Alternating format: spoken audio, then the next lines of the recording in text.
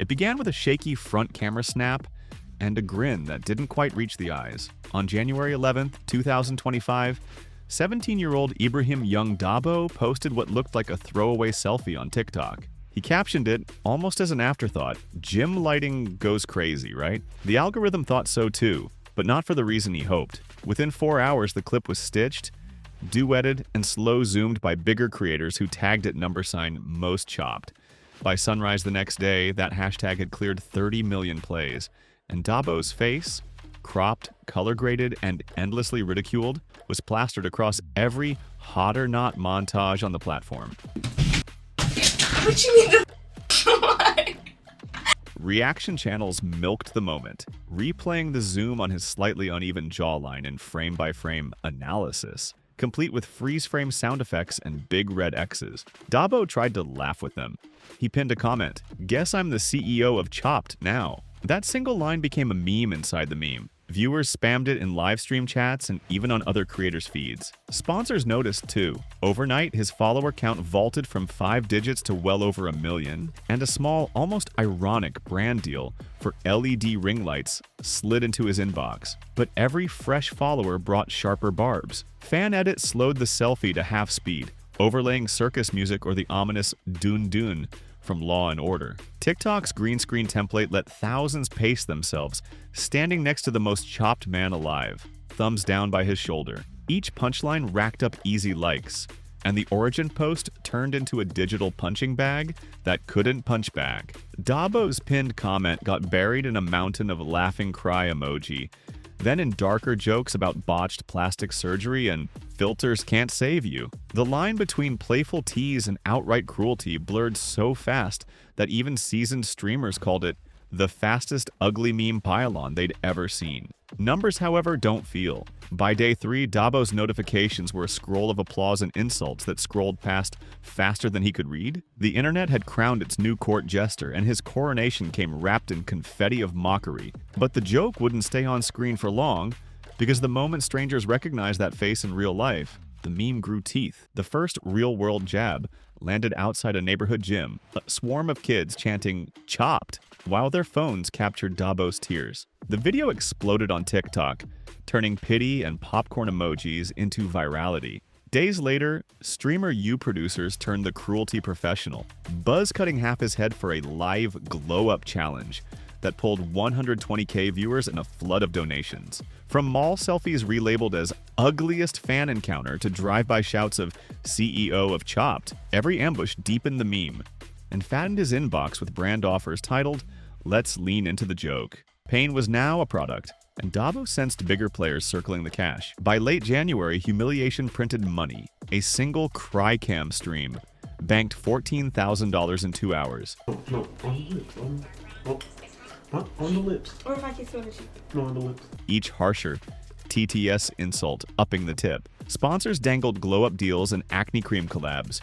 Managers called it commodified cringe. UCLA researchers labeled the trend schadenfreude streaming, showing donations jump 37% when a creator looks hurt. Algorithms don't read shame, only watch time, and cruelty keeps eyes glued. More insults, more clips, more minutes, more money. Other creators started copying the math, and the first imitator would weaponize it on an even grander scale. The cash for cringe equation was too tempting to stay a one-man show. First to leap was FaZe Lacey, a wannabe esports prodigy who'd been languishing in clip compilations for mid-tier gameplay. Lacey watched Dabo's numbers skyrocket and decided humiliation was easier than headshots. So, during a sponsored sleep stream, he let chat dare him into stripping down to novelty boxers printed with his own face. One viewer clipped the moment he rolled over, camera zoomed, and the freeze frame flew across Twitter with the caption, "FaZe Lacey's last shred of dignity."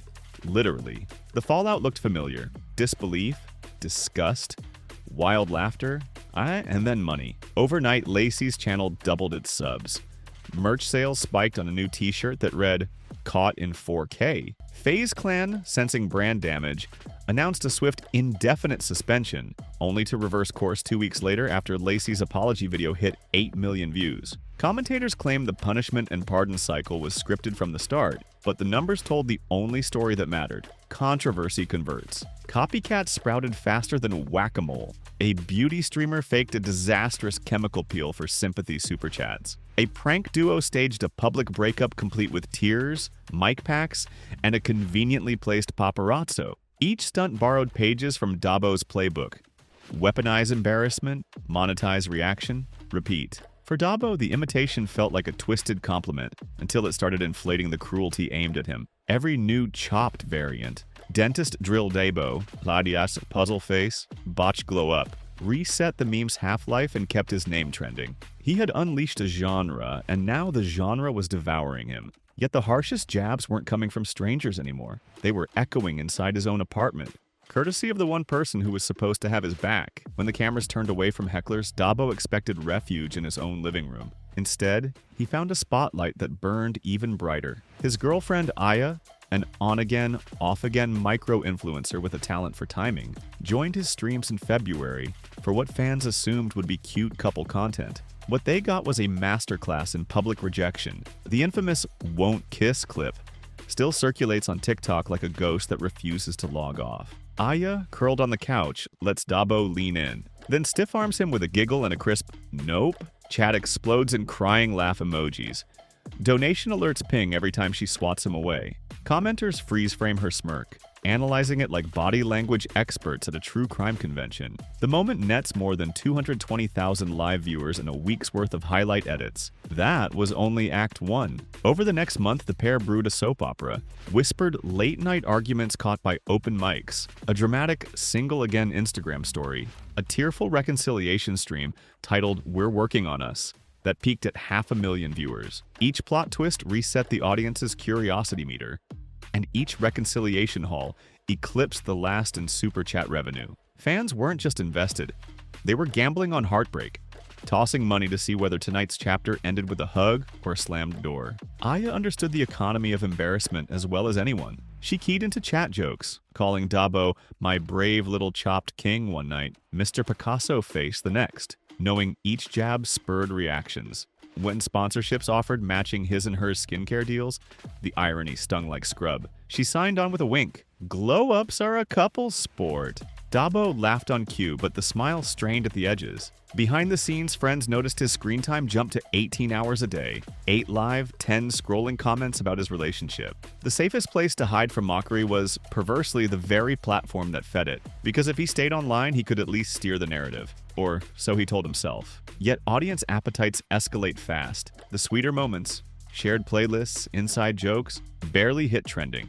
Cruelty, meanwhile, rang out like a dinner bell. With every boyfriend spam, Aya's leverage grew, Dabo's defenses thinned, and viewers kept tossing digital coins into the Coliseum. That delicate balance shattered the night the moisturize gate meme broke, when even an innocent bedtime routine became content, and the cracks in Dabo's grin finally showed the moisturizer meme should have been forgettable. A 15-second story of Dabo rubbing lotion onto his cheeks before bed. Instead, a stranger screen recorded it, slapped on the caption, "Even hydrating can't save chopped skin," and the clip detonated. Reaction channels layered in carnival music. One creator even overlaid a "before still before" graphic. For 3 straight days, Dabo's phone rattled with alerts at a rate of 7 per second. He tried to fight back the only way he knew, by going live. What the audience saw was exhaustion in real time. Red-rimmed eyes, a wavering grin, and forced jokes that trailed off mid-sentence. Donations still flooded in, but the top tipper that night paid $500 just to type, "Moisturize the tears too, King." Chat roared. Dabo's laugh cracked, then collapsed into silence. Streams ended early. Replays of the meltdown looped on TikTok with slow-mo zooms on his trembling lip, off camera. Friends whispered about therapy links and week-long social detoxes. But Dabo couldn't unplug. The numbers were too good, the algorithm too hungry, and somewhere in all that noise, he feared the spotlight would swing away forever if he blinked. The cycle hardened. Ridicule, revenue, remorse, repeat. Yet patterns break eventually, and the snap came when Dabo decided the next punchline wouldn't be on him. Young Dabo's journey began with a single selfie and spiraled into a carnival of mockery, money, and manufactured redemption. Each laugh, each tear, each dollar proved the same unsettling point. Online, pain is a product, but so is recovery. We click, we cringe, we cash in, and somewhere along the scroll we forget who's holding the camera and who's on the stage. Maybe Dabo escapes his punchline, maybe he doesn't. The sharper question echoes back at us. When the next chopped meme appears, will we double tap the joke? Or pause long enough to wonder what it costs on the other side of the screen? If you've got an answer, or even a feeling, drop it below. And if you want to see where this story heads next, you know what to do. Until then, take care of your clicks, because every view writes someone's story.